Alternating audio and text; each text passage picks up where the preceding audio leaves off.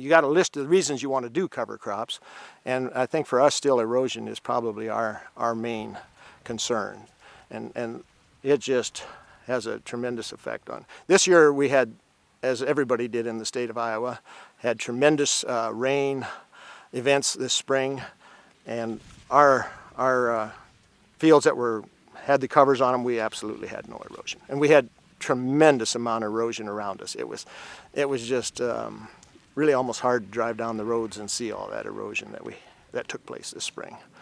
And we had actually people come up to us now saying, well, your covers really worked, this year, and we got to do something different. Now my hope is that they'll follow through with that, because so often, something like that happens, and then a little time goes by and it's out of sight, out of mind. And we've already lost, as the estimates are, maybe up to half of it, especially on our hills. And we've done that, in 75 to 100 years? Nature produces soil at maybe an inch per 800 years, maybe a little more or a little less, but that means that we're using our soil, or we're depleting them faster than they're being reproduced. And if you do that with your bank account, pretty soon you're walking. So we just can't do that. The problem with soil erosion is it's one generation really doesn't notice it. 2 generations doesn't notice it. But 400 or 500 years from now, somebody's going to notice it. And then they're going to look back and say, what the heck were those guys doing, So no-till became our first really important change, our first important tool to preserve our soils. Since then, we've, just in the last 5 years, probably have been concentrating on getting cover crops in. They're another tool, and we think they're really the missing tool. We have residue management as a tool, we have no-till as a tool, and now we have cover crops as a tool. We put those all together, and they seem to compound the effect of curbing erosion and probably improving the soils that we maybe have hurt some, over the years. I do have a few areas of my farm that might be subject to gully erosion and so forth, so that really became clear this year with the heavy rains we had in May. And my cover crop was not as, didn't have the growth that I had the previous year, but I'm sure glad it was there, because it just reminded me how important it is to protect the soil with all that rain we had. In a period of 2 weeks, I had about 10 inches of rain over 3 different rain events.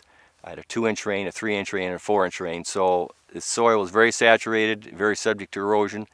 The field that I had corn stalks with cover crop, virtually no erosion. The field that I had soybean stubble with cover crop, I had slight erosion, but not the near extent that I would have had there been no cover crop. I see us still using cover crops. It fits well with, especially if we have any farms that are any type of erosion problem at all. That's the biggest ones we would concentrate on and stuff. And like I say, it's just it's research for us to see if we can improve our organic matter, keep it from going down, if not rebuild it. And the soil's still here for our kids if they would choose to farm. Yeah, the second benefit, I guess, with the cover crop is the nutrient management side of it. The fact that, as in 2012, I had approximately 800 pounds of biomass in that 8 to 10 inches of growth. And within that 800 pounds of biomass, I had approximately 30 pounds of nitrogen that was sequestered that more than likely would have gone down my tile lines. So part of the MRBI program I'm doing is nutrient management, and I'm able to monitor my tile lines through weekly grab samples. I know what my nitrate levels are, and something I didn't know prior to becoming involved with the MRBI program, but I realized through the nitrate testing that I indeed was part of the problem of nitrates going into the water, going downstream, and eventually affecting the Mississippi River and the Gulf of Mexico. And I guess the important thing to remember about cover crops, especially the cereal rye, it is a very good nitrogen sequester. And if we consider the Iowa nutrient management strategy, cereal rye cover crop is probably one of the highest reducing methods to reduce nitrates in the water. and it's probably the least expensive when you consider all the other alternatives. It does the most for the least amount of money. Well, in fact, the cover is another rotation because we have a living crop out there year-round. And so by putting this living crop on that field, we're capturing some nitrogen, we're holding some of the nutrients, hopefully phosphorus and nitrogen, fixing that for a while, and it can be released again the next year. We're in the Des Moines lobe here, where this farm is located in Webster County, and we're very concerned about nitrates runoff and stuff. So we not only do it to build our soil tilth, but also to try and stop the nitrates that are getting into our tiles. I guess one of the unseen benefits of a cover crop is the fact that you're having a living crop growing out there in months when the other crop, the cash crop, is dead. And if we start with a cereal rye cover crop, let's say in late August, early September, that crop is beginning when the other crop is dying.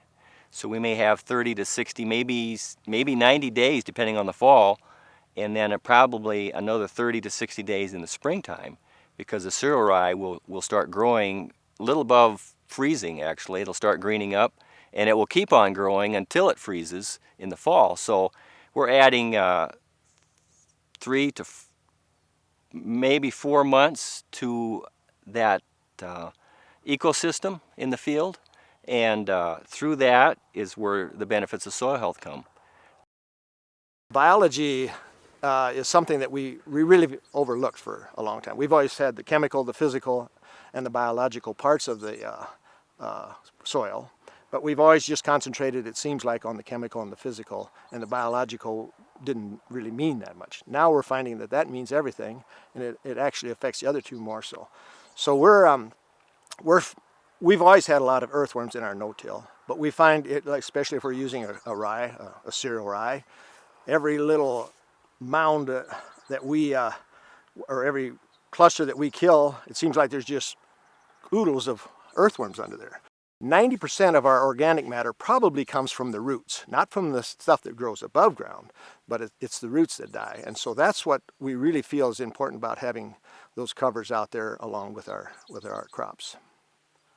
To me, it just, we're looking at, you've got all those hundreds of roots going down, and then you kill it where the roots just stay there, they dry up, and you've got small, like, straws sticking down in there and stuff. So I would sure think the filtration is going to be better, and on a year like this, filtration mattered a lot. If we can keep the soil in place, obviously the phosphorus is going to stay in place. If soil erosion is reduced, phosphorus levels will be reduced. And that's, if you have a good cover crop, your soil is going to stay in place. And probably the third benefit I guess I'd focus on would be the soil health benefits of the cover crops, just what happens below the surface of the ground.